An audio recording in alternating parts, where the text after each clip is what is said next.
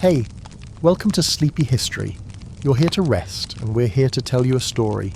Tonight's tale takes us back.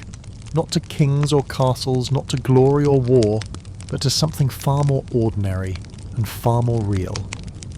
This is the story of how beer became a part of daily survival. Not because people wanted to get drunk, but because water itself was dangerous. In the Middle Ages, life was simple, harsh, and slow, and in the middle of that life there was you. So settle in, listen close, let the words carry you, and slowly, gently fall asleep. You wake before the sun rises. The wooden beams above your head creak softly as the wind pushes against the roof. Your bed is made of straw and wood. It's stiff.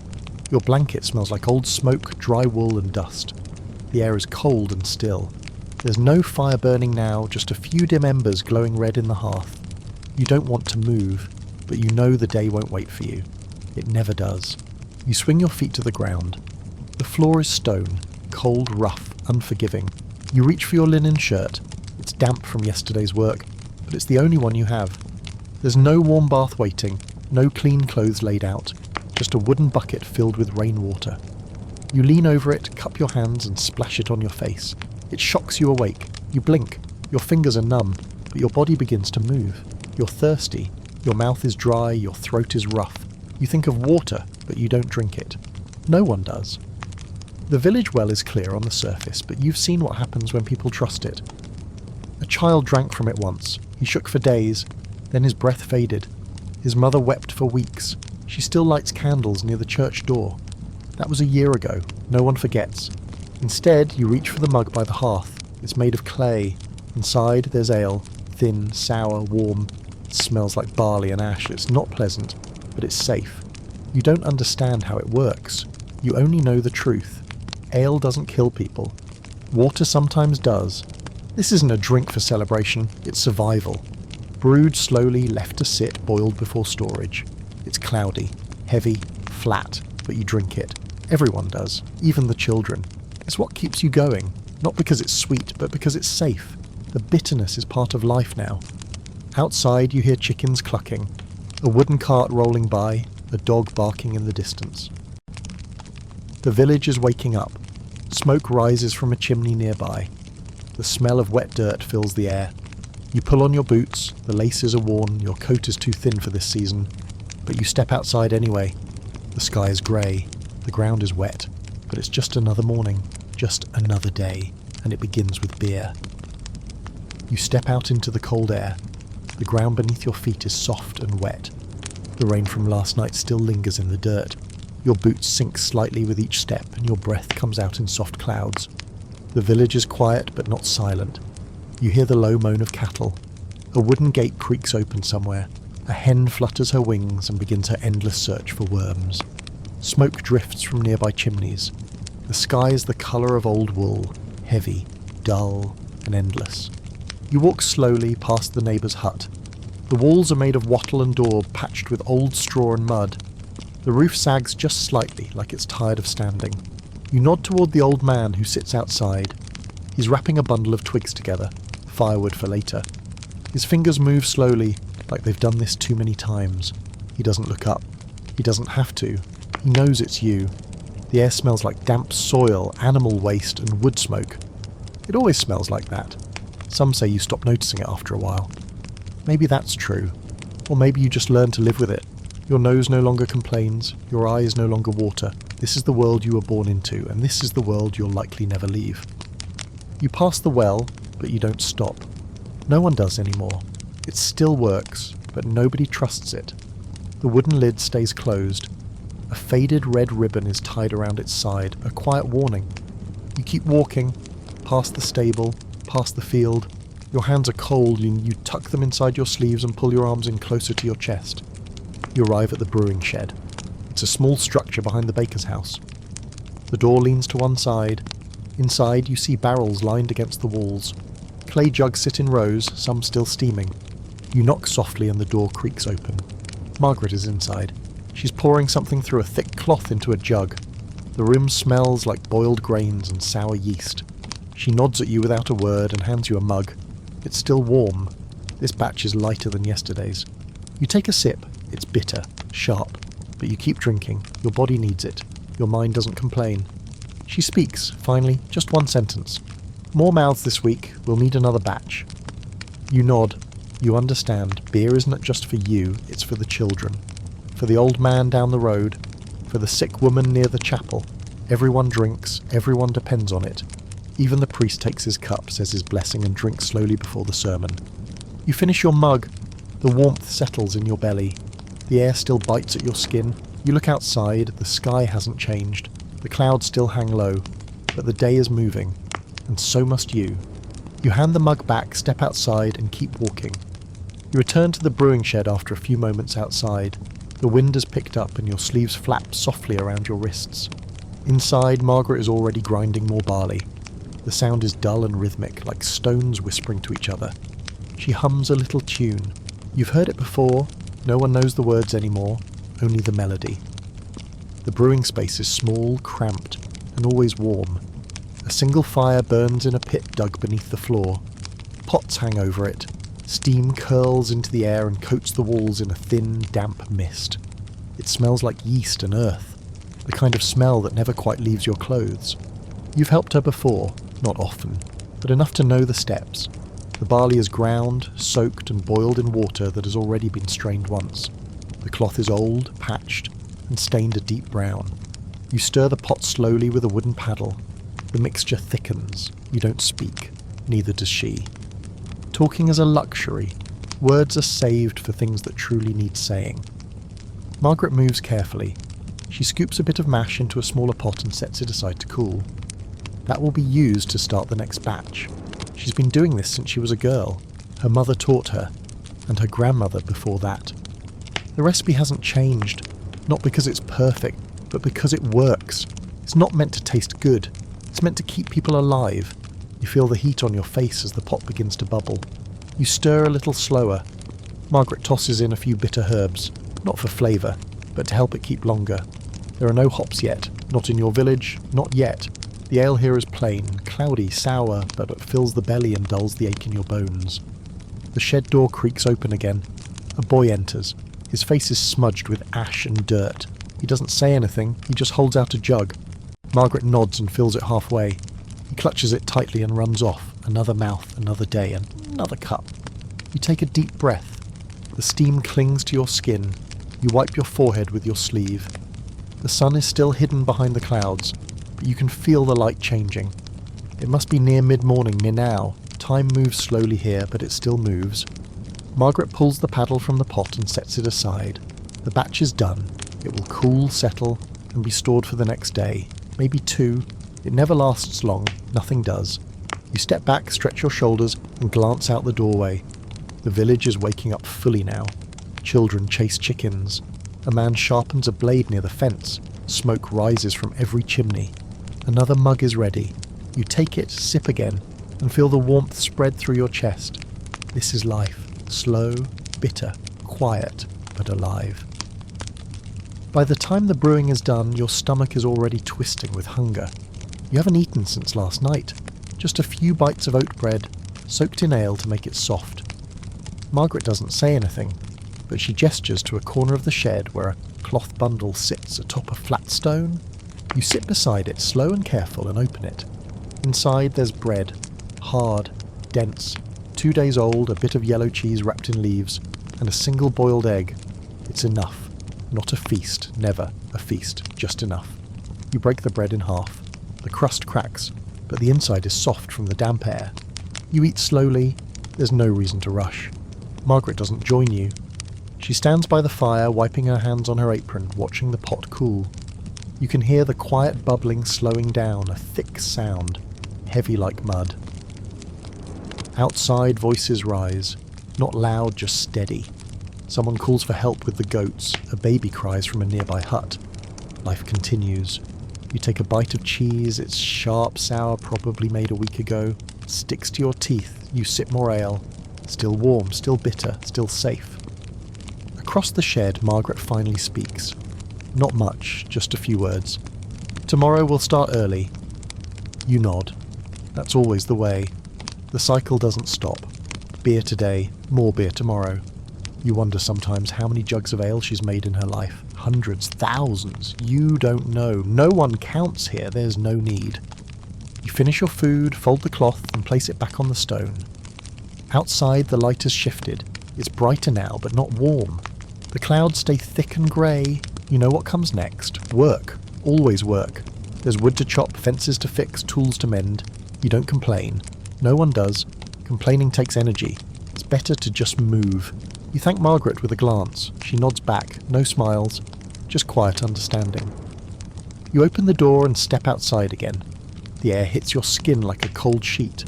The noise of the village is stronger now. Not loud, but busy. Steady, like a heartbeat. You walk past the field where Thomas is spreading hay. He waves once, then turns back to his work. His boots are caked in mud, his hands covered in dust. He doesn't speak either. He doesn't need to. Everyone already knows what to do. The bell near the chapel rings once. A short, flat sound, not a call to prayer, just a signal, midday. Half the day gone, half still to come. You take one more sip from the mug you brought outside, lukewarm now, thinner than this morning's batch, but it still settles in your chest like a small fire. That's enough. You set the mug down on a fence post, adjust your sleeves, and walk toward the woodpile. There are logs waiting, and the axe is dull. The woodpile is where it always is, near the edge of the animal pen, beside the broken fence that no one has gotten around to fixing. The axe leans against the pile. The handle is worn smooth. The blade is chipped. You pick it up, feel its weight, and start splitting logs. The first few swings are always stiff. Your arms don't like the cold, your back groans with every lift, but slowly rhythm comes. Chop, turn, stack, chop again. The sound echoes against the barn wall, hollow and slow, bits of bark scatter near your boots. A piece of straw floats past your face, caught by the wind. You don't think much while you work. There's no point, nothing changes. The logs are always the same. The axe never sharpens itself. The pile never ends. You just swing, breathe, and move. You watch your breath rise in soft clouds and disappear. Someone walks by behind you, probably Thomas again, and says nothing. You don't look up. He doesn't stop. No greetings, no talk. Everyone is busy. That's how the village works. Always moving, always quiet. You pause for a moment, rest the axe against your leg and rub your shoulder. The leather of your sleeve is stiff with sweat and ash. Your hands are red from the cold. Your thumb has a splinter. You press it, but don't pull it out. There's no rush. The mug of ale you left earlier is still on the fence post. You walk over, lift it and sip. It's cold now, almost sour. But you finish what's left. Waste isn't a luxury here. Even bitter beer has its place. You glance toward the stable. One of the boys is chasing a goat that's gotten loose. The goat doesn't care. It trots past you with a blank expression, tail flicking, legs muddy. The boy curses under his breath, slips, and lands in a puddle. He laughs anyway. You smile just slightly. No one else sees. A crow lands nearby.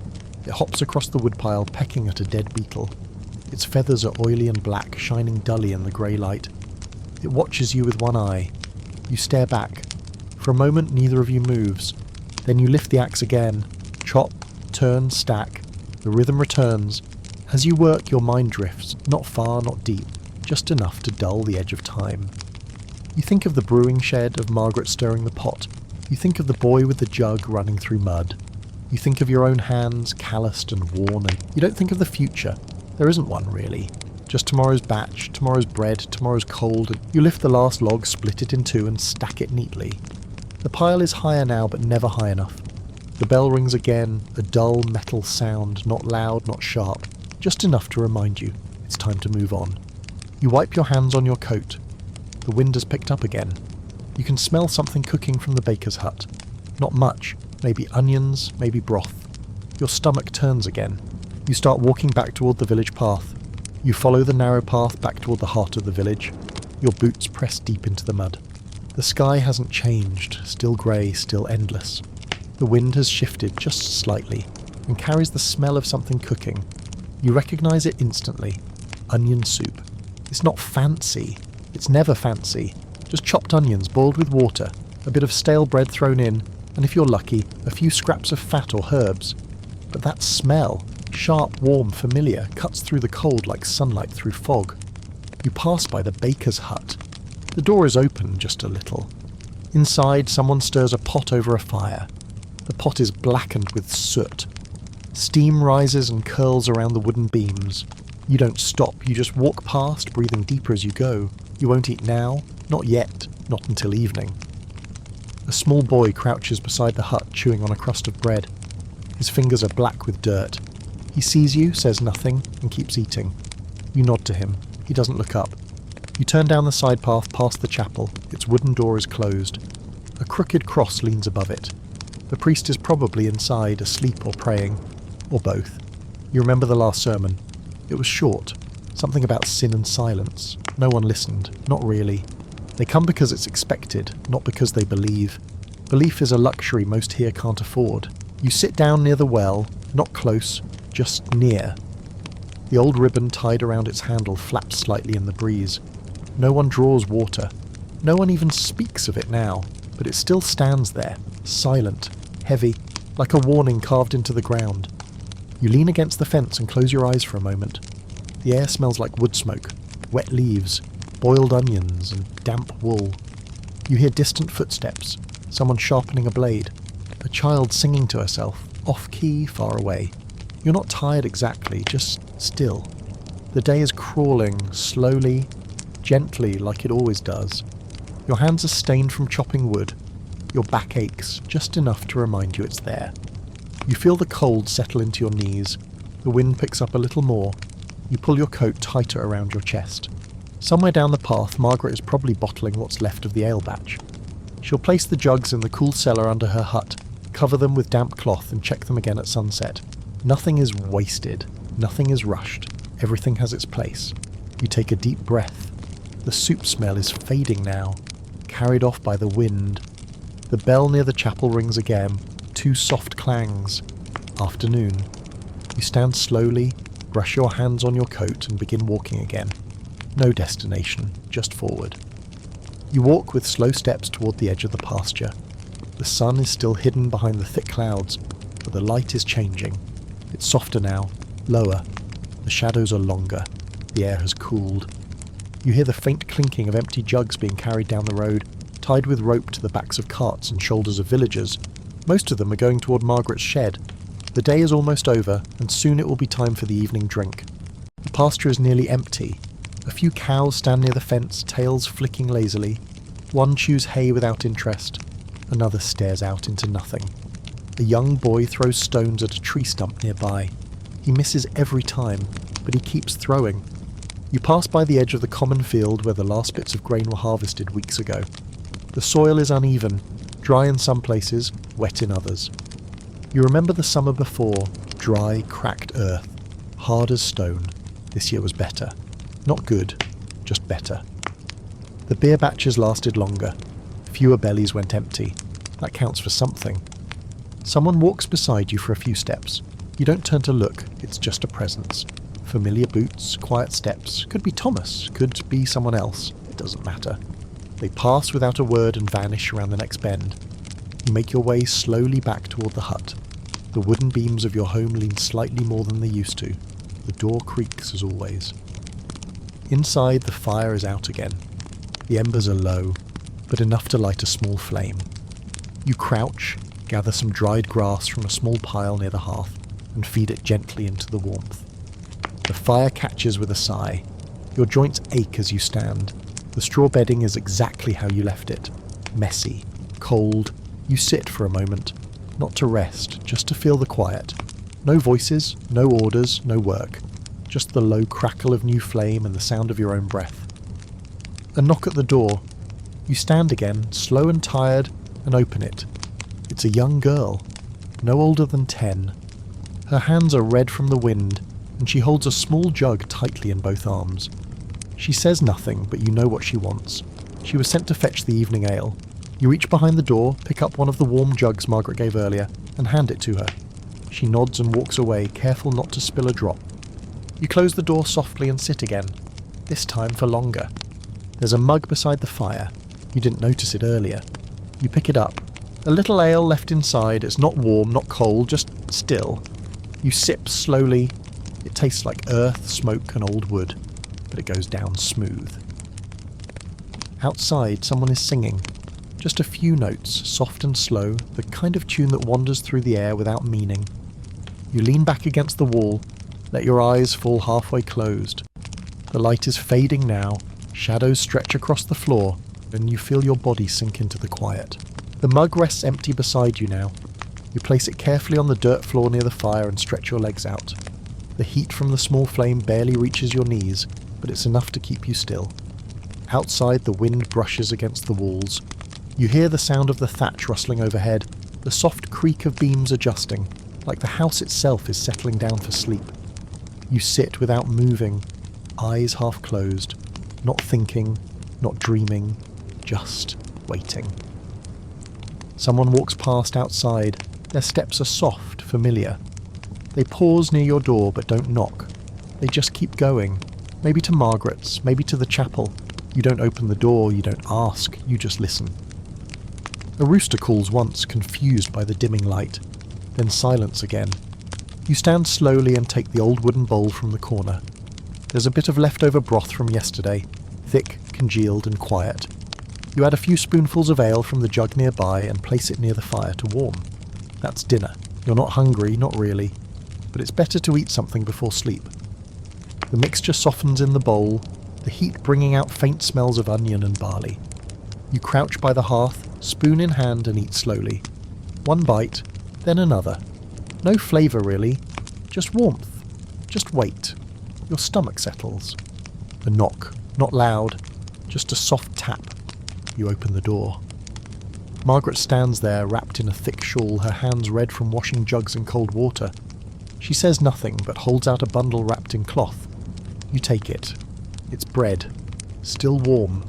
She nods once and turns to leave. "Thank you," you say, but she's already gone. You close the door again. You sit back down, holding the bread in your lap. You break it slowly and eat half. The other half you wrap again and place near the fire for tomorrow. Always save some. Always think ahead. Outside, the clouds have darkened. The wind is stronger. You hear the heavy doors of the chapel being bolted shut. A dog barks once, then nothing. The village has gone quiet. Everyone is inside. No one lights candles unless they have to. Oil is too precious. Fire too dangerous.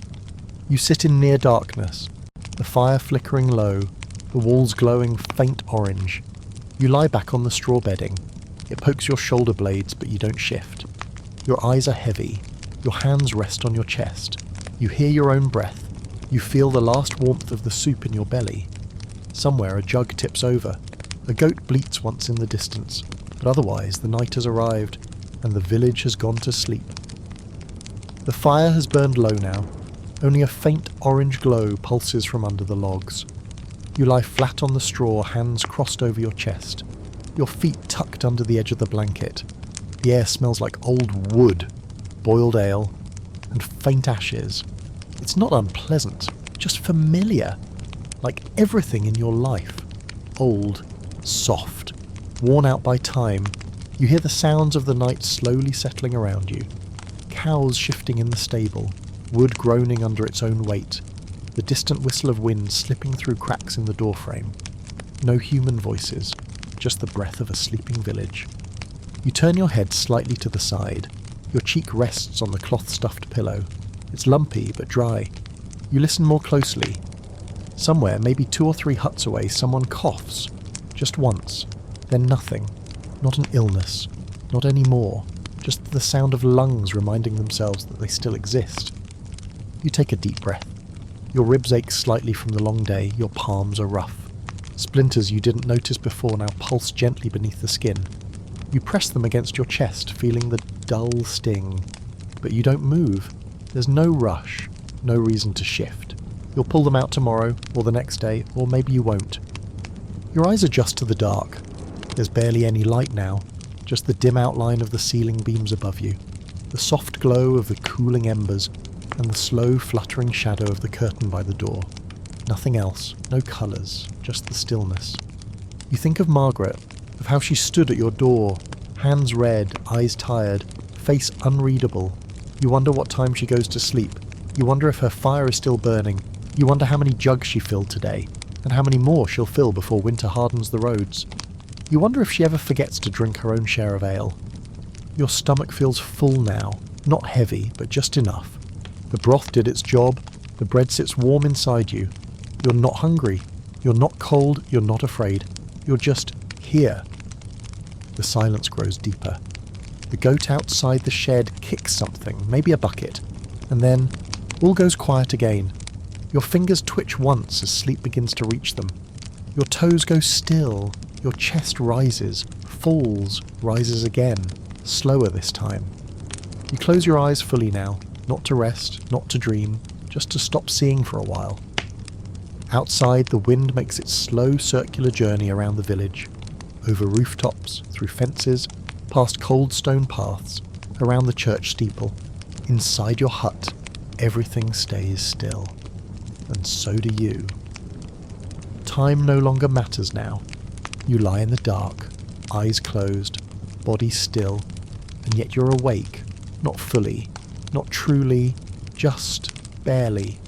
The kind of wakefulness that lives between thoughts and dreams. You can't hear the bell. It's too late for that now. The hours past sunset aren't counted, not by clocks or candles, only by the steady rhythm of your breathing. You shift slightly. The blanket scratches your chin. You don't mind. It smells like the past. Smoke, wool and earth. Outside there is no movement. Not even the goats. Not even the wind. The whole village sleeps like one single body. Your mind drifts. Not far, just around. You remember when you were a boy, maybe 8 winters old, and the hut roof leaked for 3 nights straight. You'd sit in the corner with your knees to your chest, listening to drops hit the floor like footsteps in slow motion. Your mother would place a bucket beneath the leak and wrap you in a thick cloak. That same cloak sits folded in the corner now, faded, stiff, never washed, but still here. You remember your father's boots, huge, cracked, stuffed with hay when the soles wore thin. You wore them once, just once, tripped over your own steps, fell into the mud, laughed until your stomach hurt. He didn't laugh, but he didn't scold either. Your hand slides slowly under your pillow. You feel the cold wood beneath the straw, nothing hidden there. Just habit, just memory. A dog barks, just once, far off, then quiet again. You hear the creak of Margaret's door next maybe, or maybe it's the wind. Your thoughts aren't sharp anymore. They melt together, like butter in warm ale. You open your eyes for a moment. Just a crack. Everything is shadow. The fire is only a memory now, a faint patch of black surrounded by darker black. You close your eyes again. The world feels soft, blurred at the edges. You think of the jugs lined up in Margaret's shed, the careful rows, the warm batches cooling in clay pots. You imagine them glowing faintly in the dark, like sleeping animals in a den, alive, waiting. You don't worry about tomorrow, you know what it holds. More cold, more chores, more ale. The rhythm is always the same. You've walked it so many times your body moves through it even in sleep. Your toes curl once beneath the blanket. The straw beneath you creaks. You adjust your head slightly. The silence thickens again. A final breath, deep and slow, rises through your chest. Then stillness. The kind of stillness only found in places where nothing ever hurries, where no one watches the hours. And finally, you sleep. You're not awake anymore, but you're not fully gone either. You float in a space that doesn't have walls or sounds or shape. Just the faint familiar feeling of straw beneath your shoulder blades. A distant warmth where the fire used to be. The quiet weight of a wool blanket over your chest. That's all. No dreams visit you, not yet. Just fragments, echoes, the smell of boiled grains, the sound of an axe sinking into wood, the splash of ale being poured. All of it passes through your mind slowly, not in colour or voice, but as weight. Memory as gravity. Somewhere deep in your body your legs twitch. It's not from cold, it's not fear, just habit. Just a muscle remembering work. In your sleep your mouth moves slightly. Maybe you're saying a name, Margaret's name. Or maybe you're calling out to no one. Maybe you're asking for more ale, or asking the sky to turn dark a little longer. You feel the night continue around you, even though you can't see it. The village still rests. The wind moves like a sigh across the roofs. A log falls in someone's hearth and sends a single spark into the dark. The goat in the pen shifts in its sleep and presses its chin against the wooden gate. Inside your hut, the warmth of your breath gathers around your nose. You don't feel it, but it's there. A A small cloud in a room too quiet for time. Nothing interrupts you, no hunger, no pain, no voices, not even the weight of tomorrow. Your body knows this sleep. It's not rest, it's recovery. From chopping, from walking, from waiting, from cold, from the slow, heavy passing of another uneventful, unremarkable, unchanging day. Your fingers are still curled around the edge of the blanket. You don't let go, you don't need to. The air no longer moves. Even the wind has gone to sleep now. And you're still breathing. It's slow, soft, certain. The stars are above you, but you will not see them tonight. They'll still be there tomorrow. The blanket has grown heavier. Not because it changed, but because you've sunk deeper beneath it. Sleep now wraps itself around your bones, around your breath, around whatever thoughts were left floating in your head. You don't resist it. You couldn't even if you tried. The village too seems to sleep inside you now. You can feel the brewing shed silent. Margaret's jugs resting like they've finally exhaled. The wooden fences no longer creak. Even the wind has tucked itself behind the clouds. No more goats, no more footsteps, no more coughs in nearby huts. Just the slow rhythm of air in, air out. A steady, sleepy tide that pulls you further in. You shift once on the straw, not fully, just enough to remind your body that it still exists. A whisper of movement, a crackle of dry stems, but then stillness again. Your face is turned to the wall now. It's rough, made of mud and wood, but you don't feel it. Not really. You've slept against it too many nights. It's no longer something to notice, just part of where you are. Outside, the moon might be up, or maybe it's hiding, but you wouldn't know. Your eyes are closed. And not just your eyes, your thoughts too. Nothing stirs you. No chores, no voices, no hunger, no plans. Because there are no plans in this world. Only cycles, only days that repeat. Only nights that let your mind melt into the dark. Maybe you're dreaming now, maybe not. But if you are, the dream is just this same village, this same night, this same sleep. You are no longer you are the blanket. You are the slow breath. You are the silence between two gusts of wind. And everything, absolutely everything, is still.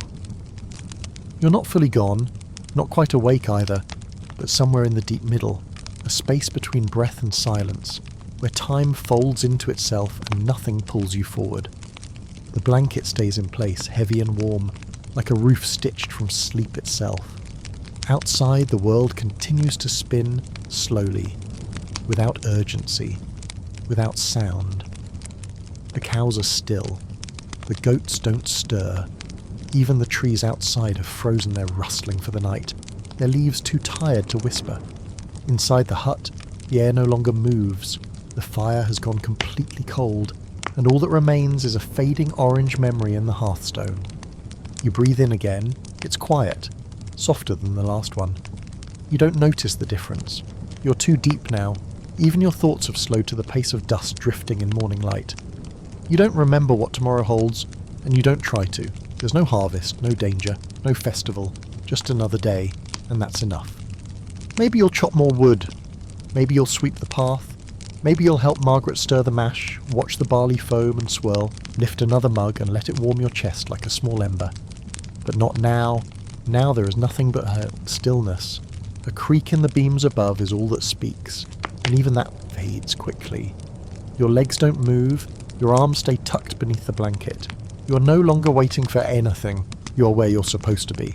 You hear one more sound, distant, muffled, like the thud of someone dropping a jug of water far away, then silence again. It doesn't matter. It's not your job to rise. Someone else will fetch it. Someone else will mend the spill. You're just another sleeping figure in a world that never needed to hurry. And now, without even knowing, you drift even deeper. One more breath, then nothing. The breath is there, but smaller now, your chest rising just enough to keep the quiet alive. No struggle, no effort, just the body doing what it always does when left alone. You're not dreaming in pictures, not yet, but something is starting to form, a sensation more than a story, the way barley smells before it boils, the way Margaret hums under her breath when she thinks no one hears, the distant touch of morning before it arrives. Nothing happens fast here, not sleep, not waking, not even dreams. Everything takes its time. Your fingers curl slightly beneath the blanket as if holding something invisible. Maybe the memory of a jug, maybe the handle of the old axe, or maybe nothing at all. The mind doesn't decide clearly in this space, it floats. The room around you has disappeared, replaced with weightless warmth and the faint outline of a place that no longer exists in time. You are no longer in the hut. You are not in your body. You are somewhere inside the fabric of the night itself. You hear Margaret's voice, not words, not clear, but a tone, soft and distant, like the way fog moves across the hills before sunrise. It doesn't call you. It doesn't need to. It just exists, near but unreachable, like the clink of jugs carried in strong arms, like the flap of cloth in windless air. You turn your head slightly in sleep, not because of sound, but because of feeling, and then still again. No movement is needed now. The world does not expect anything from you here. No steps to take, no fields to cross, no prayers to whisper. The past is asleep, the present floats, and the future waits in silence. You've slipped past the part of the night where people shift in bed or pull their blankets tighter. You're deeper now, beyond all that. Outside, frost has begun to settle on the rooftops. The grass has stiffened. A jug left on a fence post begins to chill. Somewhere a fire dies with a long, final sigh. But inside this breath, inside this moment, you are safe. You are still. You are not missing anything. And slowly, slowly, even your thoughts begin to fade away. Your body has given up on movement. Not from exhaustion, but from understanding that it's no longer needed. The blanket presses softly against your chest. The air in the room stands completely still, not even a draft through the cracks in the door.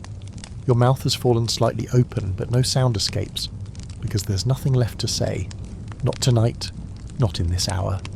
Your ears no longer listen for anything, no bells, no footsteps, no familiar knock from Margaret. Just the steady hush that lives deep inside a village long forgotten by urgency. The smell of ash has faded into the walls. Even the memory of the fire has cooled. You are wrapped in something heavier than wool now. Time itself.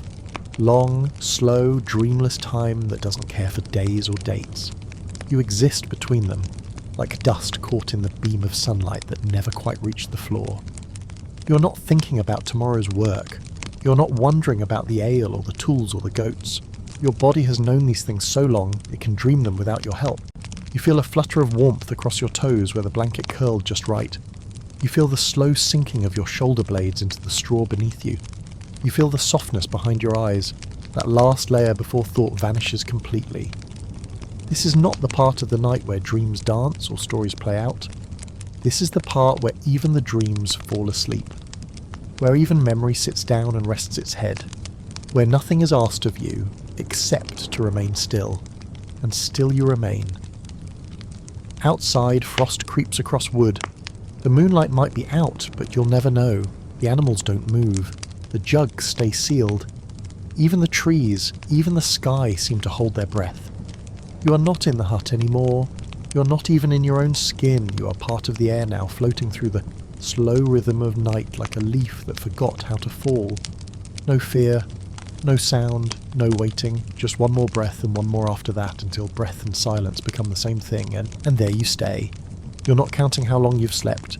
You wouldn't know how even if you tried. Time has slowed so much that even full thought arrives late. You've become part of something stiller than silence itself, a space where even your name doesn't matter anymore. You're not the man who chopped wood, you're not the one who carried ale, you're not the one who waited near the fire, you're just a breath now, lying between earth and night. The straw beneath you no longer feels itchy, it feels like part of you. The cracks in the wall, the cold under your feet, the uneven shape of your pillow, they've all faded into the rhythm of your sleep. You don't dream of colour, you don't drift through memories, you don't even think of Margaret anymore. You've gone deeper than memory, deeper than routine. You've entered the space villages never speak of, but all visit each night. The place where thoughts dissolve. Outside something stirs, but you don't hear it. Maybe a shutter loosens in the wind. Maybe the sky clears and reveals a slice of moon. Maybe an animal twitches in its sleep. But you are beyond noticing. The world outside your skin is no longer your concern. Your chest rises slowly, falls even slower. Your hands are still. Your mouth is closed again. Everything about you has gone into complete surrender. There is no fight in you, no tension, no plan. Not even peace, because peace requires awareness. And you have none. You're simply inside the moment, part of it, as if you've lived here your whole life without ever waking up. This is not the beginning of a new sleep. This is the middle of the deepest one. And in that middle, there is nothing. And in that nothing, you are finally free. Your body has completely disappeared into the bedding now, not literally, but in a way that you can no longer tell where the blanket ends and your skin begins. The lines between your hands and the old cloth have blurred like ink in rain. Your head doesn't rest on the pillow anymore. It has sunk through it, into the weightless layer below, where touch has no meaning, only warmth does. Your feet have gone still. You aren't moving them. You aren't holding anything. Even your breath, which once felt like a movement, now feels like a soundless chi flowing through a world that forgot it was awake. The night around you isn't black or quiet, thick like slow smoke from damp firewood, thick like the smell of boiled grain stuck in the walls of Margaret's shed. You don't see it, you don't hear it, but you feel its weight, the pressure of darkness pressing gently against your forehead, your chest. There is no fear, there is no cold, there is only the heavy, patient stillness of a night that wants nothing you except that you keep breathing quietly, rest of the sleeping village. You imagine the jugs in the corner, lined up neatly, closed tight, each one sealed with a damp cloth and a knot of string. No one touches them now, no one will until morning. You picture them not as containers of ale, but as sleeping animals, hibernating, full of stories you'll never tell. Margaret probably finished stacking the last few around sunset, wiped her hands on her apron, closed the shed door with a tired push, and walked home without looking back. Her steps were quiet, just like yours, just like everyone's. There are no more tasks, no more thoughts about wood or fences or tools. There is no season in your mind now, not winter, not fall, only the shape of this moment, round and smooth, like a polished stone sitting in your chest. Your body stays heavy on the straw, your arms at your side, your spine curved just enough to fit into the space you've made for yourself on the floor. The walls around you no longer seem wooden. They feel distant, dissolving, as if the hut itself has floated away with the smoke. Nothing disturbs you. Not hunger, not dreams, not sound. You are still breathing, but it feels like the earth is doing it for you now, like the village has taken over the rhythm of your lungs. And in this place, under this roof, inside this hourless night, you no longer exist as a person. You exist only as stillness. You haven't moved in hours, but it no longer feels like stillness. It feels like being exactly where you belong, as if the earth itself curved just slightly to let your body settle into it without resistance. The straw doesn't poke anymore, the cold spots on the floor don't matter, the rough edges of the blanket don't itch. Everything that used to be a thing has turned into background, and every thought has turned into silence. Not the kind of silence you hear, but the kind you become. Your legs are not tired, your arms are not waiting. They've disappeared into the rhythm of this endless moment. The village sleeps, but it no longer feels like a group of houses. It feels like one single thing, like a soft breathing creature with dozens of hearts and none of them beating fast. The cows do not stir. The smoke in chimneys has long faded into fog. The chapel's bell didn't ring tonight, but no one noticed. The moonlight, if it exists, is soft enough not to bother a single window. Even the dogs gave up their guarding hours ago. They've curled into shapes too quiet to bark. And somewhere in the middle of all that, you lie. Not as an observer, not as a worker, not even as a man with a name, just as a weightless, warm, invisible part of the sleeping hole. The jug you drank from earlier still sits near the fire pit. It's empty now, tilted just enough to let one final drop slide down the rim. You don't remember finishing it. You just know it's done, and that's enough. The taste of the last sip still faintly rests at the back of your tongue. Barley and ash and memory rolled into one soft breath. You wouldn't ask for more even if you could. Not because you're full, but because you've gone beyond wanting. A piece of wood shifts slightly in the rafters above you. A sound so small it barely reaches the edges of your sleep. But your body registers it. Not with fear, not with reaction, just as a confirmation that the world still moves around you very slowly, very carefully, not to disturb you. The walls groan faintly, old timber speaking to itself in the dark, but you are no longer listening. The air feels thicker now, like syrup, like dark honey, like the weight of years condensed into a single perfect pause. You aren't trying to fall deeper. You already have. There is no deeper. Just this, just here, Just now, the air has stopped changing temperature. It no longer feels warm or cold, it just exists, wrapping around you like something that forgot how to move. Even your breath, though it still comes and goes, has lost all effort. It drifts in and out with the ease of a feather sliding through water, unnoticed, uncounted. You're not asleep in the way people usually mean. You're not unconscious. You haven't slipped into dreams full of colour or sound. You've simply stepped out of needing anything, out of time, out of awareness, out of yourself. You're not listening for anything, but if you were, you'd hear the deep wooden groan of the beams overhead as they settle for the night. The kind of sound that doesn't come often, just once, when the cold reaches the bone of the house and makes it sigh from within, but you won't move when you hear it. You don't care what time it is. You don't care if it's midnight or just before dawn. The hours stopped knocking long ago. Your mouth is closed, your hands are still. One heel has slid slightly to the side, pressing into the straw, but you won't adjust it. You won't notice it. That's what deep stillness does. It strips away the urge to fix, to reach, to react. You don't want to scratch or drink or shift. You just remain, the way stone remains under soil. Present, solid, unseen. Margaret's house is silent too. She's likely curled under her own blanket, back turned to the door, hair tucked under her scarf. Her fire has gone out. Her last mug washed and set to dry. She won't come by tonight. She knows this is a night for full sleep, a night when even thoughts turn away and let the body speak for itself. But her presence is still here somehow, like the memory of footsteps just outside your door. You don't need her voice to feel her nearness. You don't need her words to know she's also somewhere floating in the same heavy quiet. Outside, the dirt road between huts has hardened in the frost. The barrels are cold to the touch. The tools left by the shed are damp, but they'll wait until morning. Everything is paused. Not forgotten, just perfectly delayed. The world hasn't ended. It's simply waiting for the light to return. But for now, this is enough. Just lying still. Just breathing. Just being what you are. A body made of sleep, surrounded by nothing that needs you to wake. There is no difference anymore between your body and the floor beneath you. The straw doesn't poke. The edges of the blanket don't exist. Even your own skin feels like it has dissolved into the stillness. You aren't lying down so much as you've become part of the shape of night itself, a soft bend in the fabric of time that has closed around you like water, like fog, like a forgotten breath. Nothing pulls at you. Nothing calls your name. Even if the sun rose right now and sent golden light through the cracks in the door, your body wouldn't rise because it no longer belongs to the world that moves. It belongs to this stillness. You're not aware of your limbs anymore. Your hands could be open or closed. Your feet could be tangled or straight. It doesn't matter. In this place, the body is not something to control. It's something that simply is. You've gone deeper than sleep, deeper than dreams, deeper than the usual rhythms of rest.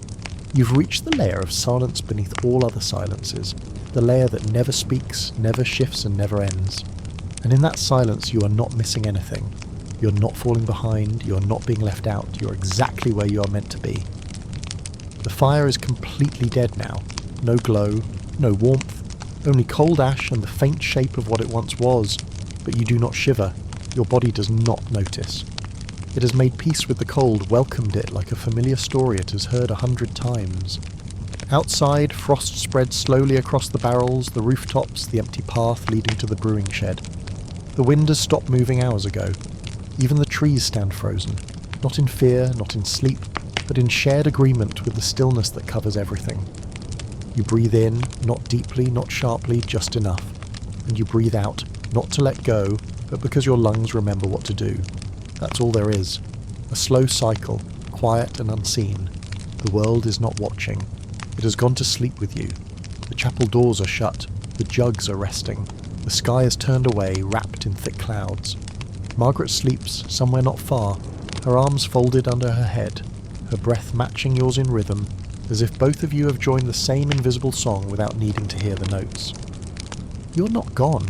You are simply hidden inside the sleep that holds everything together, and it will not let you fall. You aren't dreaming, not because your mind has stopped, but because it doesn't need to create anything anymore. There's nothing to fix, nothing to relive, no fantasy to escape to. Everything is already soft, already complete. You don't see shapes behind your eyes, or flashes of colour, or echoes of voices from the day.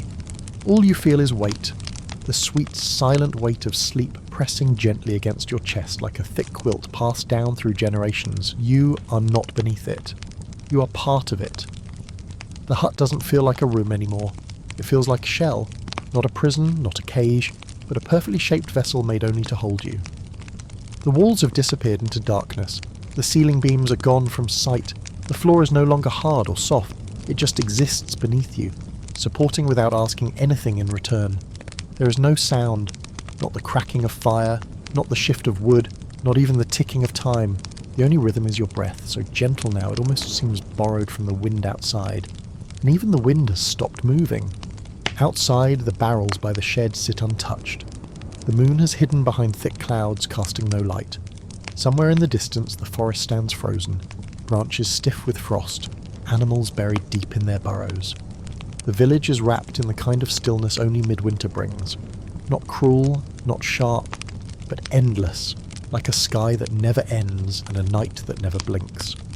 Margaret isn't thinking of you and you're not thinking of her, but somehow her presence lingers, soft as the steam that once rose from her brewing pot. The scent of barley, the quiet way she stacked her jugs, the worn spot on her apron, all of it is part of this night. Not sharp memories, just impressions woven into the fabric of your stillness, like threads you forgot were there. You shift slightly, not on purpose, just a natural pull from deep within, a muscle reacting without reason, and then nothing. Your body settles back, your shoulder presses deeper into the straw. A faint crackle answers the weight, but it dies as quickly as it came, and everything is still again. You are not worried about waking, you are not concerned about sleeping deeper. There is no direction left in this moment. No up, no down, no before, no after. There is only this breath, this room, this softness that refuses to let go, and you don't need it to. You've stopped wondering where you are, not because you've forgotten, but because it no longer matters. You're here, not in a place made of walls or straw or blankets, but in a space where the very idea of here has melted away. There are no lines to define your body anymore, no borders between you and the dark. Your fingers are still, curled gently like dried leaves at rest. Your feet no longer feel the cold, not because it's gone, but because your body has simply stopped reacting. This sleep isn't heavy, it's deep in a way that nothing needs to be lifted. The sound of your own breath is so soft now that even silence seems louder. It moves like a ripple through air that hasn't shifted in hours, brushing past the inside of your chest and escaping into the still room unnoticed. If someone were standing beside you, they might think you were carved from wax, a perfect figure tucked beneath a blanket, untouched by time, untouched by the world outside. But there is life here, slow, quiet, hidden life that no longer needs to prove anything. No twitch, no stir, no sudden gasp, just presence. The hut around you hasn't changed, but it has faded from importance. The tools in the corner remain leaning. The jug near the fire pit is still tipped, one drop clinging inside, too tired to fall. The ash has cooled completely, scattered in a soft grey mound, forgotten, like the work that made it. If a bird chirped outside, you wouldn't hear it. If snow began to fall, you wouldn't know. The world has moved several steps away from you, not in distance, but in energy. You've stepped out of it like slipping off a cloak, not rejected, not abandoned, just released. You don't remember how long you've been lying here. It could be 1 hour, or it could be the length of a full night. You don't wonder. Time has folded itself neatly and placed you inside like cloth tucked into a drawer. You are not trapped. You are simply kept. Held by the weight of stillness that wants nothing, demands nothing, and explains nothing. There's no pressure to dream, no need to imagine, no impulse to roll over or stretch. Even your heartbeat feels like a background sound now, something soft and distant, like a memory echoing from another life. The village outside doesn't miss you. It sleeps too. The sky has thickened into cloud, the stars have stopped watching. The last dog gave up its patrol and curled up behind a shed. And Margaret, in her hut, is breathing with the same rhythm as yours. Not because you're connected by words, but because the village teaches its people how to sleep as one. Slow, quiet, and unbroken. You are safe, you are still. You are not on your way to sleep anymore. You've arrived. You don't need to close your eyes anymore. They're already sealed by the weight of sleep. Not in force, not in tension, but as if they simply forgot how to open. There is no pressure behind them, no flickering, no half-formed images. Just darkness, smooth and unbroken, like a wall of velvet stretched across your mind. And in that darkness there's no fear. You're not searching for light, because this isn't emptiness, it's full of rest, full of silence, full of the kind of stillness that doesn't ask you to understand it, only to surrender to it. Your ears no longer notice sound, not because there isn't any, but because your mind has stopped checking.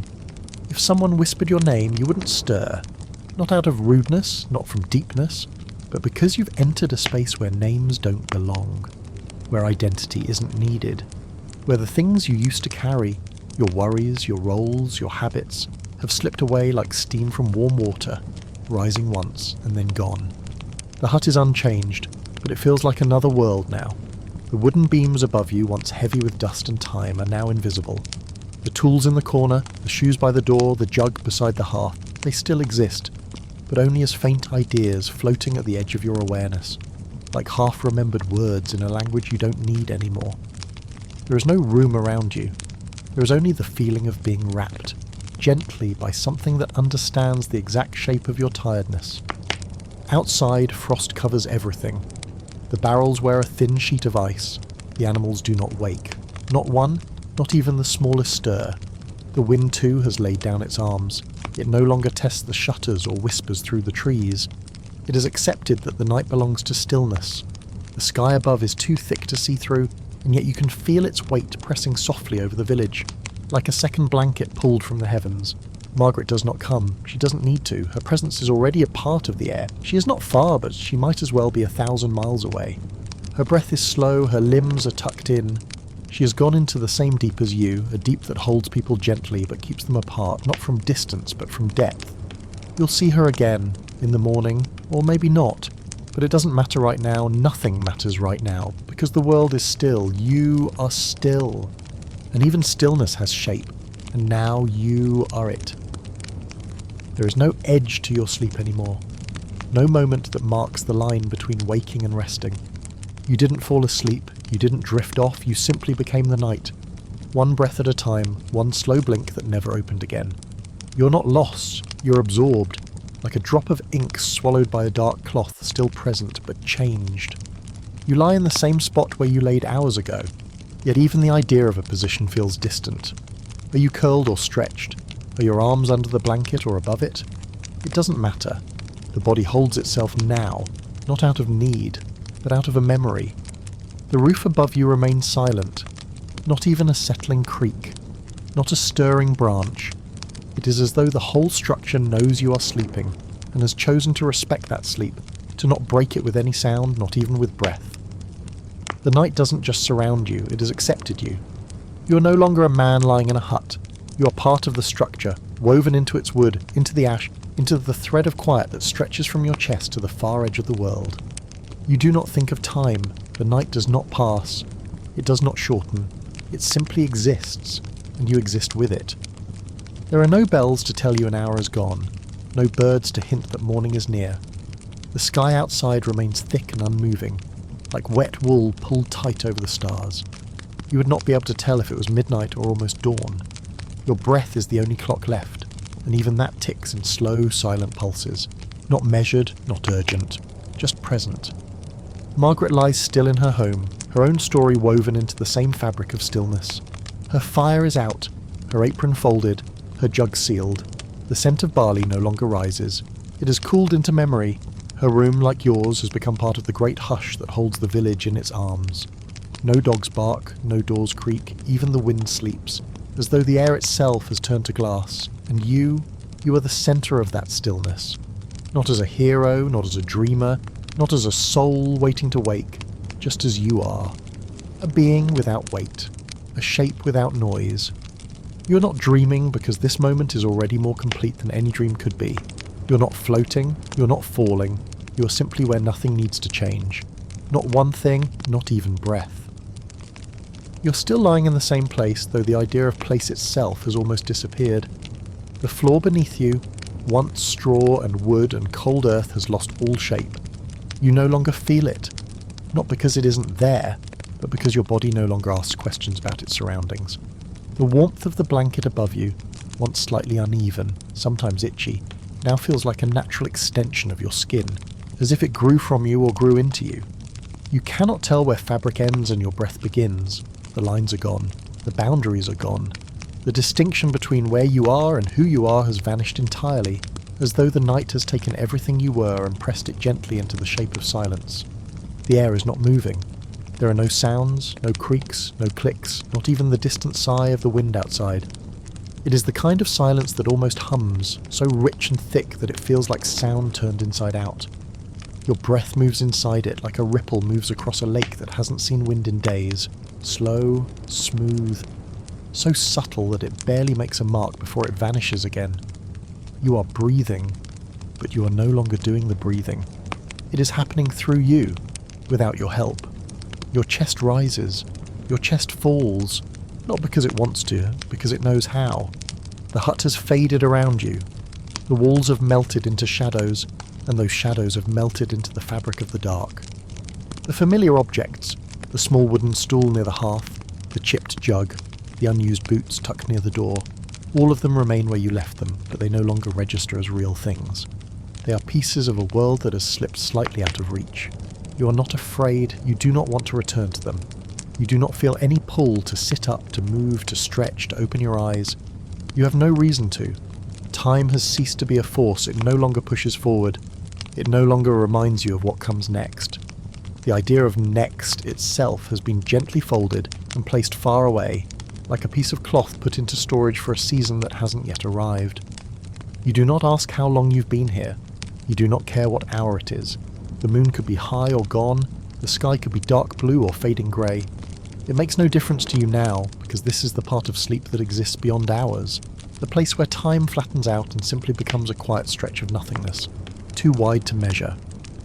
You might have once worried about waking. You might have once wondered if you were dreaming.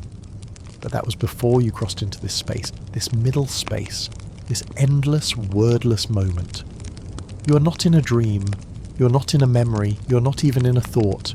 You are just here, without form, without effort, without question. The breath moves, the warmth holds, the body remains, but the mind has gone soft, like old leather in the sun, like pages of a book left open and forgotten beside the bed. And somewhere far off, maybe across the path, maybe beyond the trees, Margaret lies in her own sleep. She does not know where you are. She does not need to. She too is being held, not by her bed, not by her breath, but by the same great hush that stretches across the village, a hush so deep and still and ancient that it seems to exist outside the reach of day and night entirely. You're not waiting for morning, you're not holding on to dreams, you are not thinking of what comes next, you are being. And in this slow, invisible being there is no burden, no duty, no voice asking for more. There is only this breath, this moment, this stillness that lasts longer than anything else ever could. And you are part of it now, not lost, not alone, just perfectly, deeply, final, still. There comes a moment in every long sleep where the mind stops remembering that it ever belonged to something awake. You have reached that moment. You no longer carry the weight of the day, not even in the folds of your subconscious. There are no lingering scenes playing behind your closed eyelids, no unfinished sentences echoing in the corners of your thoughts. Everything that came before, every sound, every step, every sip, every sigh, has dissolved completely. There is no memory of preparing for bed, no recollection of lying down. It is as though sleep did not begin. It simply absorbed you. The air remains exactly the same, still cold, soft, but it no longer feels like something outside you. It feels like something you've merged with. It fills your lungs without effort. It wraps around your fingers, your toes, your face, not to disturb you, but to make sure you stay where you are, anchored without any ropes, held without any hands. You are not being guarded. You are not being watched. You are simply being kept, carefully, silently, perfectly. The floor beneath you doesn't creak. The roof doesn't groan. The fire pit is dark. Even the ashes have gone cold. There is no warmth, but there is no discomfort either. The hut is not empty, but it's completely quiet. A a kind of deep natural silence that has lived in old places for centuries. It is the kind of quiet that knows how to wait, not for anything, just because it can, just because stillness is its nature. Outside, the trees are standing like statues carved from black ice. Not one branch sways, not one leaf rustles. The barrels remain untouched. The tools left on the bench are frozen in place, caught mid-use, like they were laid down in the middle of a task and never picked up again. The world hasn't stopped working. It has just paused in your honour, as if all motion agreed to hold itself still so that your sleep could stretch into infinity without disturbance. And somewhere in a house nearby, Margaret sleeps too. You can't see her, you can't hear her, but somehow you know she's wrapped in the same silence. Her breath mirrors yours, not because she's trying, but because the village teaches all its people the same rhythm. The rhythm of shared stillness, the rhythm of deep, unbroken rest. She is not calling for you, she is not dreaming of you, she is simply existing inside her own layer of the same night, one that stretches like a quilt over everyone who knows how to lie still and wait for nothing. You haven't moved in what might be hours, you don't care. Your shoulder has sunk deeper into the blanket. One toe may have slipped from under the edge. You don't fix it. You don't notice it. There is no need. The body is not an object now, it is a suggestion. Soft, shapeless, weightless. You're no longer concerned with its comfort because you have become more than the body. You are a feeling now, a pulse in the dark, a breath surrounded by forgotten walls, a name no one needs to speak anymore. And if morning comes, it will arrive slowly, quietly, without fanfare. The light will not chase you from your rest. It will wait patiently, tiptoeing into the corners of the room, unsure whether to rise yet. But that is not now, that is later. For now you remain, where sleep is not a pause, but a destination. There are no corners anymore. The edges of the room have vanished. The lines between wall and floor, ceiling and sky, body and blanket. They've all been erased slowly, carefully, like chalk wiped from an old slate. You lie in a space that doesn't hold you. It surrounds you, merges with you, breathes with you. This isn't a room built from wood or stone anymore. This is a room made from sleep. It has no shape, no size, no structure, just the soft, unmeasured dimensions of comfort. You are not floating. You're not sinking. You are simply remaining, as constant as the air, as settled as the dust that hasn't moved in years. Your mind, once full of wandering thoughts, has grown still. It doesn't reach backward toward the memory or forward toward planning. It doesn't form pictures, doesn't place sounds, doesn't speak in voices. It hums silently like a lantern long blown out but still faintly warm to the touch. Nothing inside it needs sorting. Nothing demands attention.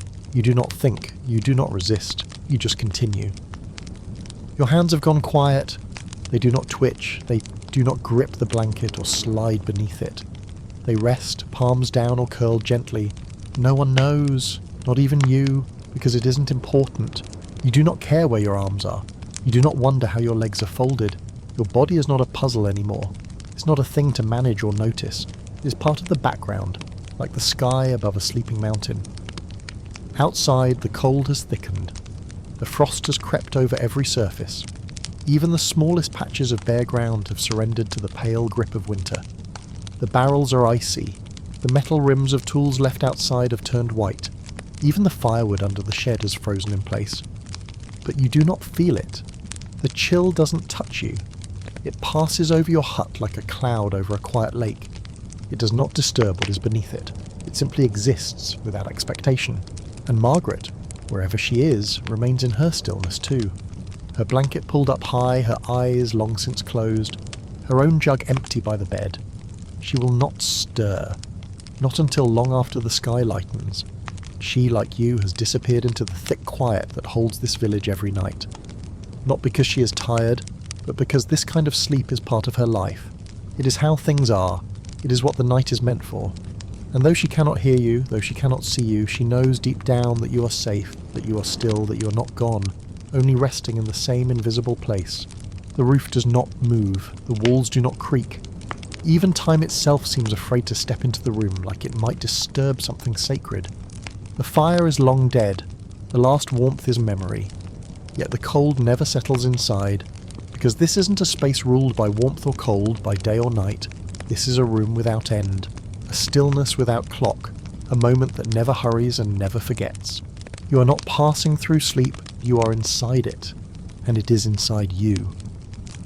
The night outside has not changed, yet it feels older now, heavier, wiser, more certain of its role. The frost has settled into its final form, covering every surface with a thin white hush, sealing the village like a letter no one intends to open until morning. But the hut you lie in has fallen beneath even that level of quiet. You are not simply in sleep anymore. You have passed through it, slid deeper, dropped beneath the bottom layer of dreaming, and now you float in something softer than silence. Something beneath silence. You do not remember lying down. You do not remember the last thought you had before drifting. Those things belong to a different version of you, a version still tied to sound and movement and shape. That version has peeled away now. What remains is not the thinker, not the planner, not the dreamer. What remains is the one who simply is, not as an idea, not as a task, but as a presence, steady, invisible, complete. There is no longer a difference between you and the room. You are not resting in the hut. You are the hut. You are the still air. You are the cool blanket. You are the quiet beam stretched across the ceiling, the dust settled on the floor. The slow, careful breath that never seems to rush. You are not lying on the straw, you have become part of it, folded into its fibres, tucked between its blades like a forgotten sigh that never left. Your face doesn't twitch, your jaw stays soft. Your eyes have remained closed for so long that the muscles holding them have forgotten the tension of waking. Your back is not stiff, your limbs are not sore. Nothing aches, nothing begs for attention. Even gravity feels optional now, its gentle pull on your body no longer feels like pressure, just suggestion. You are so deeply at rest that even the world has stopped asking where you are. Outside, nothing stirs. Not the animals in their barns, not the wind through the trees, not a single crack from ice expanding on the roof. It's as if everything around you has noticed how still you've become and has respectfully matched your rhythm. This is no longer ordinary night. This is something older, slower, deeper. A sleep passed down from generations, shared by the earth itself, wrapped around you like the roots of ancient trees growing silently beneath frost-covered ground. Margaret does not come. She does not check in. She does not light her lantern to peek through the shutter. Because she knows, just as you know, that this is not a night for checking. This is not a night for speaking. This is a night meant only for keeping still, for letting go of everything, even the need to hold on. She sleeps where she is. You sleep where you are. And between your two rooms, a silence stretches like fabric. Not empty, but full of meaning, too heavy to say aloud. The morning may come, but it will not come with urgency. It will wait its turn quietly, patiently, respecting the stillness you've earned. And until then, you remain. Not asleep, not awake, but part of something quieter than both. There is no pressure anymore. Not from outside, not from inside. The world has forgotten to ask anything of you. Your thoughts have forgotten how to form into question. Your body has forgotten how to hold tension. The last thing you might have worried about is now so far away, it feels like it belonged to someone else. Someone you might have heard about once, but never met. That old version of you, the one who carried lists, concerns, small tasks and expectations. He has been gently folded and placed in a drawer somewhere far outside this room. He'll stay there, undisturbed, until the morning decides to knock. But that knock will come later, not now. Now is only this, the total absence of need. You do not hear the sounds of the world, not because they are gone, but because you are deeper than them. You are beneath them, like a stone resting below the floor of a frozen river, untouched by the current above. The air is cold outside, but here, inside this stillness, everything is balanced. Your warmth does not come from fire, it comes from the slow, steady pulse of your own body, beating gently like a drum heard from deep within the ground. There is no firewood left, no light from coals, but you do not need it. Your body, like your breath, has learned the rhythm of hibernation. Every corner of this room is still. The shelves have not moved, the jug has not tipped, the old door remains closed, and the frost on its hinges holds like sleep itself, firm, patient, unshaken. The rafters above haven't sighed. Not once. It's as if the entire building chose to rest with you, choosing silence as a gift, not a rule. Nothing disturbs you, not even time. And Margaret, wrapped in her own bundle of woven wool, rests in a world as motionless as yours. She hasn't shifted in hours. She doesn't need to. Her dreams, if they exist at all, are as slow and soft as your breath. She does not dream of urgency. She dreams of quiet kitchens, of steam rising from the top of an untouched brew, of sunlight barely touching old windows in the morning. But not yet. Morning is still too far away to see. The sun waits, like everything else. There is a weight pressing gently over you now, but it is not heavy. It is the weight of nothing, the comforting pressure of rest. Not like a hand holding you down, but like the embrace of the air itself, as if the space you lie in has memorized your shape and refuses to let it go. You do not move, you do not stir. Not because you are trapped, because you are welcome. Completely, fully, unquestionably welcome. And even if the world outside were to begin again, if the wind returned, if the birds chirped, if footsteps creaked along the frozen path, it would take hours for them to reach you. Because you are far, far below the surface now. Deeper than worry, deeper than memory, deeper than even the deepest dream, you have become. The quiet at the centre of the world. It's not that the world has stopped moving, it's that you've moved so far into stillness that the world can't reach you. Time may still be ticking somewhere outside, snow may be falling, birds may be huddled in their nests, clouds may be crawling slowly across the sky, but none of it touches you, because you are no longer part of time, you are beneath it, beyond it, wrapped in something quieter than a whisper, softer than breath, slower than winter itself. The walls of the hut are no longer shelter, they are silence. Not empty silence, not cold silence, but full silence, the kind that recognizes you. The kind that wraps itself around your body not because it needs to, but because it wants to. This silence knows you. It has memorized your rhythm. It has traced the curve of your breath. It knows how you settle your shoulders, how you let your fingers relax, how your heartbeat slows the deeper you fall. It does not ask you to wake. It does not worry about how long you stay. It simply learns your name and hums it quietly in the dark, over and over, without speaking a word. Your feet haven't moved in hours. Your back lies untouched by tension. Your jaw has relaxed completely, and your brow is smooth. There is no urge to shift, no signal from your muscles. Your body has passed beyond awareness. It exists now like stone buried deep beneath earth, present, solid, but no longer needing to be noticed. Even your breath has changed. It's no longer a pattern, it's a presence. Each inhale a small tide, each exhale a slow retreat. You are not breathing to stay alive, you're breathing because this silence loves the sound of you resting. The cold outside does not press in. The frost on the windows doesn't creep inward. The darkness doesn't press against the walls. Everything knows its place, and your place is here, in this exact position, on this exact layer of straw, covered by this exact weight of blanket. Nothing is missing, nothing is extra, it is the perfect equation for stillness. Margaret remains silent in her own corner of the world. Her room too has stopped counting hours. Her breath moves like yours. Her body, wrapped tightly in wool, doesn't shiver. The warmth she carries is not from fire, but from surrender. She, like you, has given herself to the night. Not out of exhaustion, out of trust.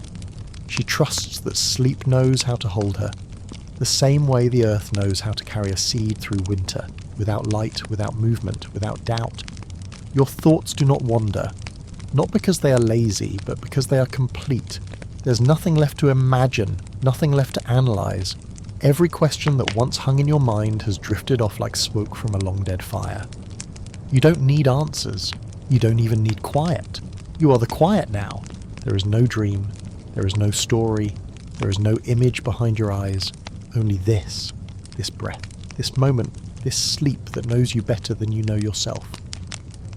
The world above continues its slow rotation, quietly shifting night into something closer to dawn. But where you are, down in the deepest layers of stillness, those changes no longer matter. You do not rise with the sun, you do not stir with the wind. You are not part of the cycle anymore. You are not waiting for morning, and morning is not waiting for you. It will arrive when it must. Until then, you are kept in place, held in a space where time cannot touch you, where even thought has grown too tired to echo. Your body has settled so deeply that you no longer feel its edges. You could not trace your own arm if you tried, not because it's gone, but because its outline no longer matters. You are not muscles or skin or bone, you are only breath now. Slow, even, soundless breath. Not drawn in by force, not exhaled by habit, just flowing like mist through an open field, unbothered by the direction, unconcerned with distance. This breath does not keep you alive, it keeps you here. The floor does not creak, the blanket does not shift, the pillow does not resist your weight. Everything beneath you has forgotten that it ever held anything heavier than sleep. You do not weigh anything anymore. You do not press downward.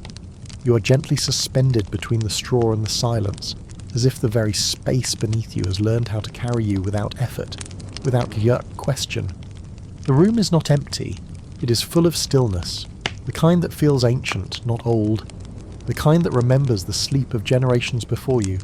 The quiet above your head is the same quiet that rested on your grandfather's shoulders when he first built this hut. The same quiet that wrapped around Margaret's mother when she used to sing by the fire. This isn't just sleep, this is inheritance. This is belonging passed down not through words, but through the hush that lives in the wood, the straw, the stone, and the breath. And Margaret, silent in her own bed, continues to sleep with the same stillness. Her fingers tucked beneath her chin, her back curved softly like a leaf resting against earth, her chest rising and falling with a rhythm too slow to count. She doesn't call for you in her dreams, she doesn't need to. Your presence is already stitched into the same fabric as hers. You do not share a bed, but you share a stillness, the same hush, the same permission to stop moving, to stop thinking, to stop reaching. And though you are not dreaming, you are not empty. You are full of something that cannot be described. It is not light. It is not thought. It is not even peace. It is something older, something before language. It is the feeling that comes when you finally stop holding yourself up, when you finally surrender everything you thought you needed to carry. It is the feeling of being cradled by the night, not as a child, but as something the night itself loves to hold. And here, in this moment, you do not need to return. You do not need to decide. You only need to remain, as still as breath, as soft as silence, as endless as sleep. Somewhere outside this deep chamber of stillness, the world is preparing to wake. Somewhere firewood is being stacked. A bird stretches its wing beneath a thatch roof. The first rays of morning light are brushing against distant trees, gently testing the frost. But none of that reaches you. Not yet, because the gravity of your rest is too strong. You're pulled inward, downward, deeper than even sleep was meant to go. You're not resisting wakefulness. Wakefulness no longer calls your name. You don't feel the urge to move, not even to blink. Your body is not paralyzed, it's at peace. It has let go of its need to adjust, to react, to search for comfort. Comfort has already arrived. It has filled every space around you, like steam rising to fill a closed room. There is nothing to improve, no itch to scratch, no tension to stretch. Even your breath is no longer something you do. It is something that happens around you, within you, without you needing to try. The silence is not thin or hollow. It is thick, warm, full. It carries weight, but not heaviness. A kind of density made from time, sleep, and old wood. You feel that weight not on your chest, but in your soul, as if the silence itself has curled up next to you, pulled the blanket up to your chin, and decided to stay until the world is ready to be gentle again. You are no longer alone in the room. You are joined by that invisible force that watches over the deepest hours of night, not to guard you, but to simply be with you.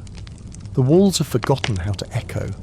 Even if someone spoke now, their voice would be caught, swallowed by the air. But no one is speaking. No one needs to, not even your thoughts. The voice in your head has fallen asleep too, not faded, not shut down, just peacefully closed, like a book set aside when the story is done, not ended, just resting. And across the village, in that other silent space, Margaret sleeps on, untouched by cold, untouched by light. Her dreams have gone quiet. She has passed the point of stories. Her body too rests beyond habit. Her skin still, her breath deep, her limbs curled the way a leaf curls gently in late autumn. Not from fear, but from the slow wisdom of letting go. There is no clock ticking beside her, no rooster crowing, only the stillness thick as honey stretched across her room just like yours. You are not drifting anymore. You are not even descending. You are suspended and cradled in perfect balance between being and not needing to be. And if the morning truly arrives, and if the sky truly begins to brighten, it will knock very quietly.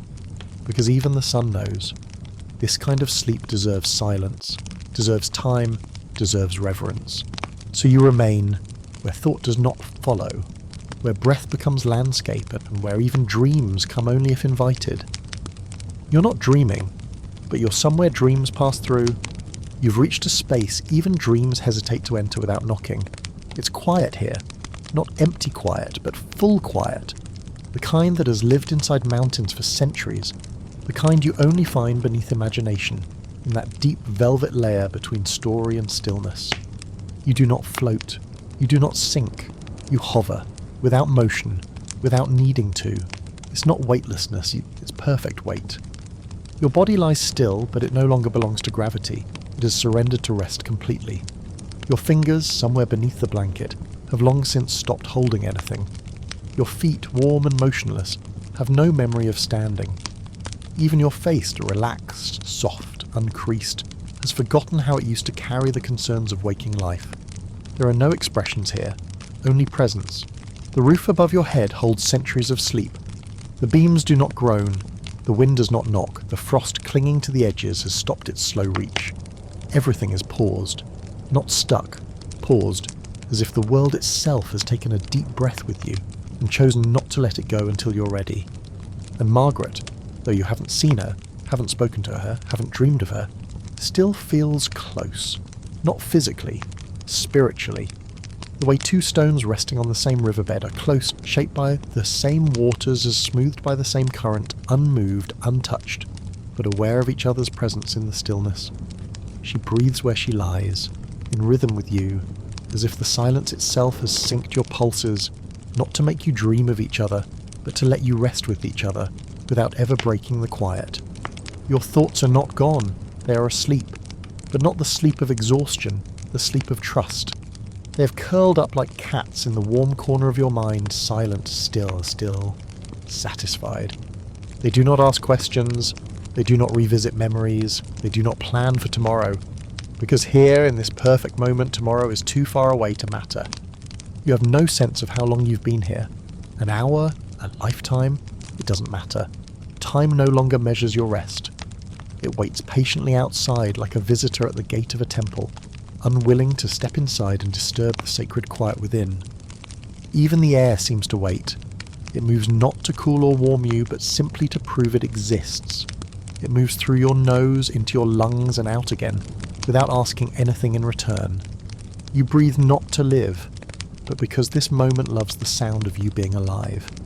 There is no fear, there is only softness, and the truth that softness reveals. You're safe.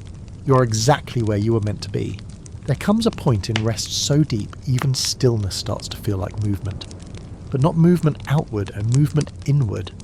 A sinking, a settling, a soft folding into something older than time. You're not just lying down now. You're becoming the ground beneath you, fusing with the quiet, losing track of where you end and sleep begins. Your hands do not twitch, your chest barely rises. The air that enters you does not rush. It drifts, like mist entering a cave, slow and welcome. You don't breathe with effort anymore. You breathe because the space around you expects it, gently, kindly, without pressure. Outside, the sky has begun its slow shift, but light still hesitates. It touches the horizon, like fingertips on a sleeping shoulder, unsure if now is the right time to return. But this hut, this silent room where your body rests and your soul unspools, is not ready to wake, and the world knows, so it waits. The beams above you have grown cold, but they do not crack. The corners of the room hold shadows like soft cloth, not dark, not heavy, just present, just patient. Even the dust refuses to stir. It lies in peace, just like you, honouring the silence that blankets this moment like a prayer too old for language. Your mind no longer wanders. It no longer builds scenes or remembers things. Even dreams have grown shy in your presence. This is not their domain anymore. This is deeper than dreams. This is the layer below imagination, where stories are no longer needed because nothing is missing. The absence of thought is not emptiness. It is fullness too complete to shape.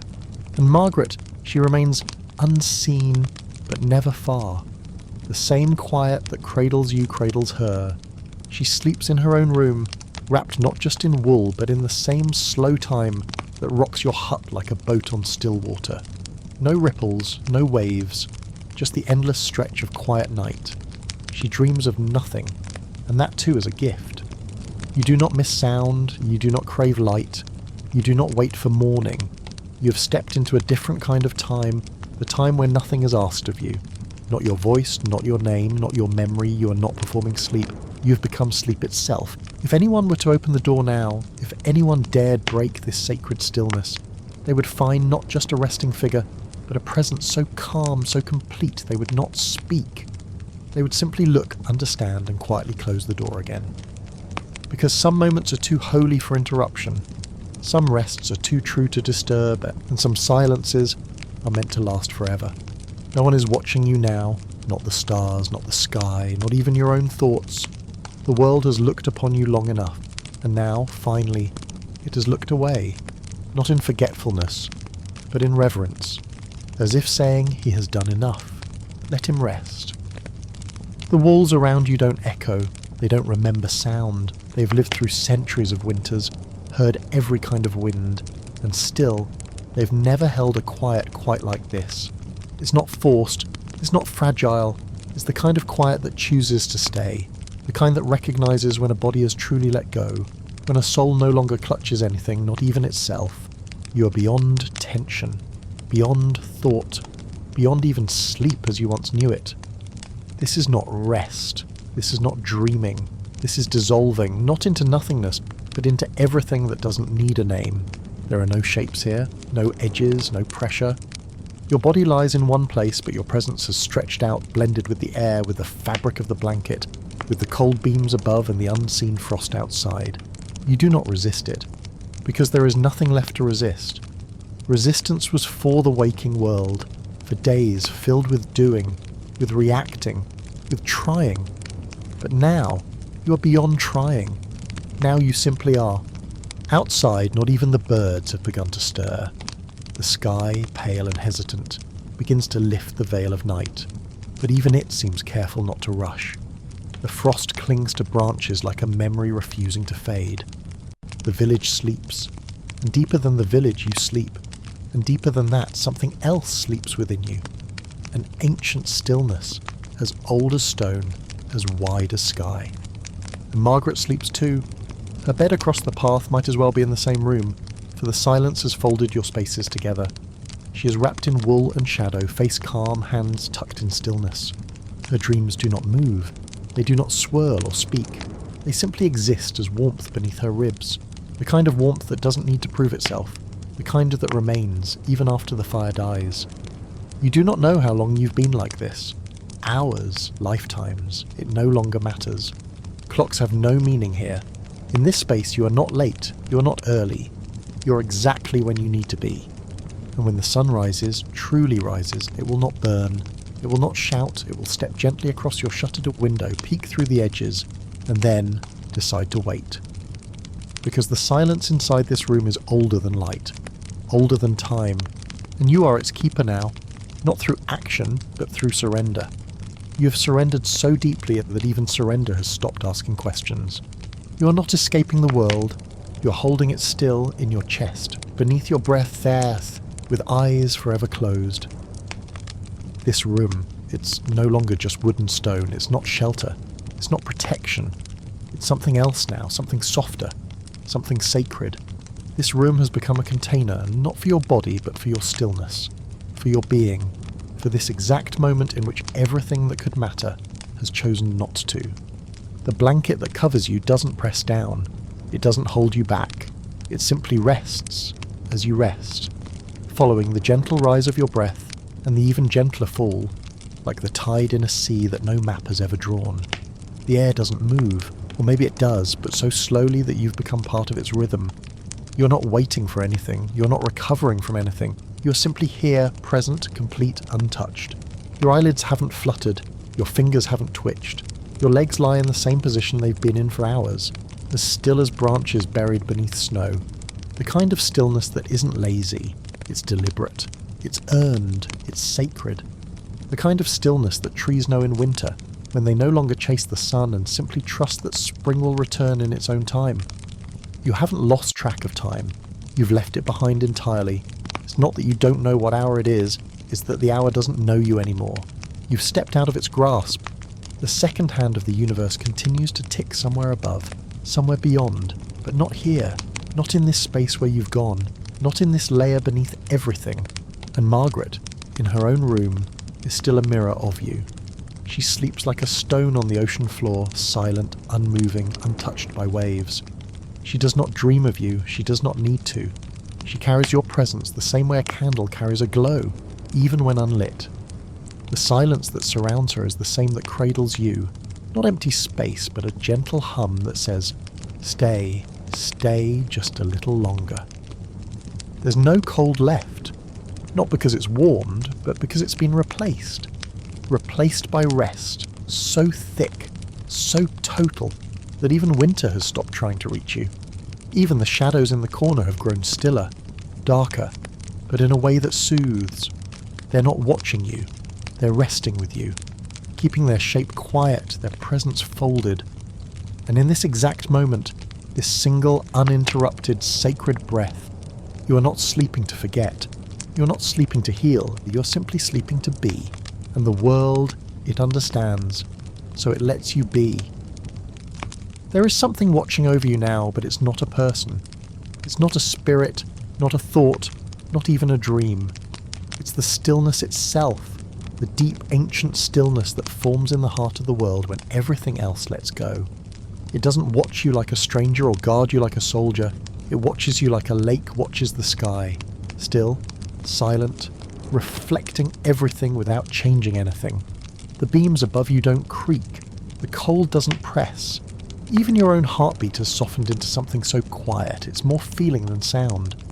Your chest rises not out of effort, but out of rhythm. A rhythm older than language, older than memory.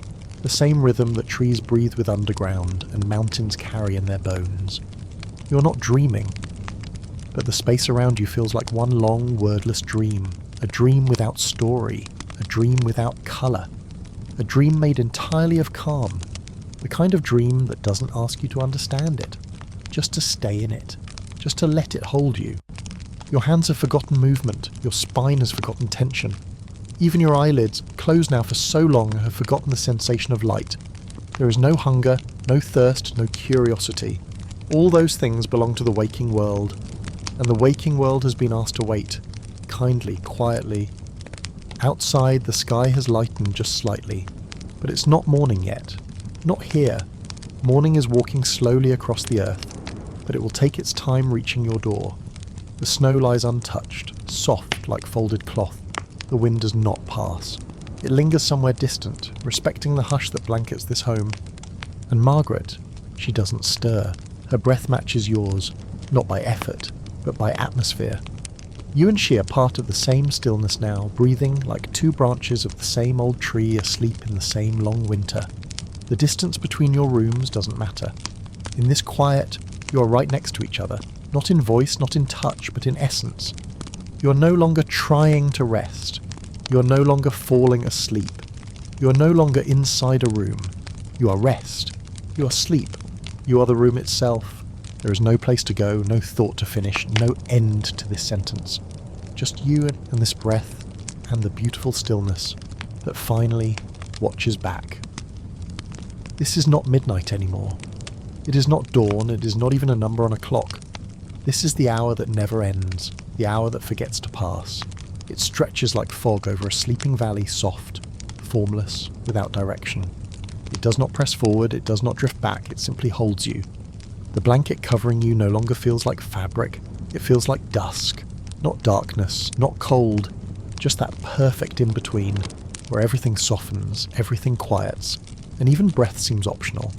But you still breathe, gently, slowly, not because you must, but because the world enjoys hearing you alive. Your legs remain still, your fingers uncurl without movement. Even your ears, once trained to catch the creaks of wood or the sigh of wind, now hear nothing but silence. But this silence is not absence. It is presence in its purest form. A presence that listens without sound, watches without eyes, cares without asking questions.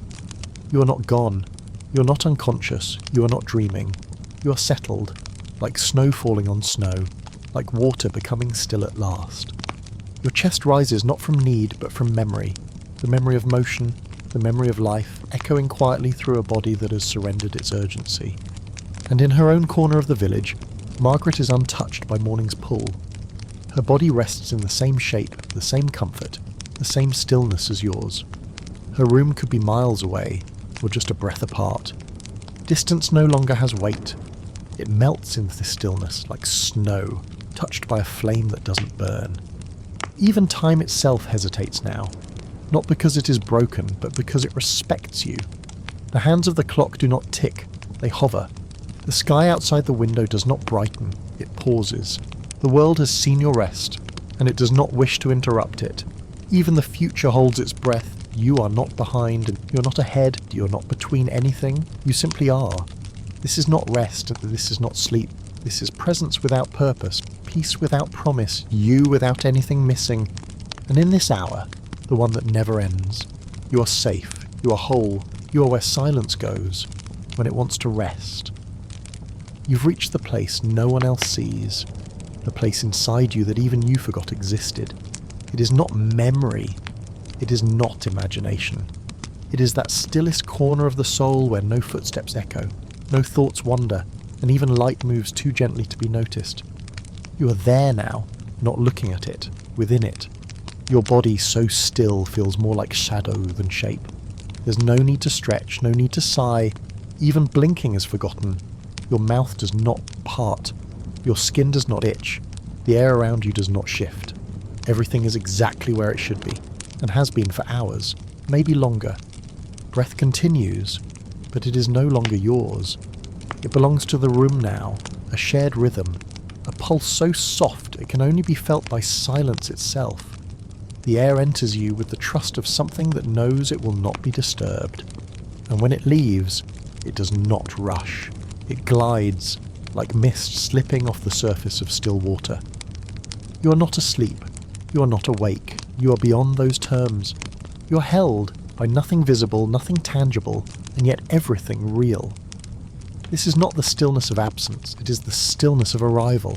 You have arrived at the exact centre of your own presence. Outside, the frost remains, the village remains, Margaret remains, her breath just as deep, just as quiet, just as surrendered.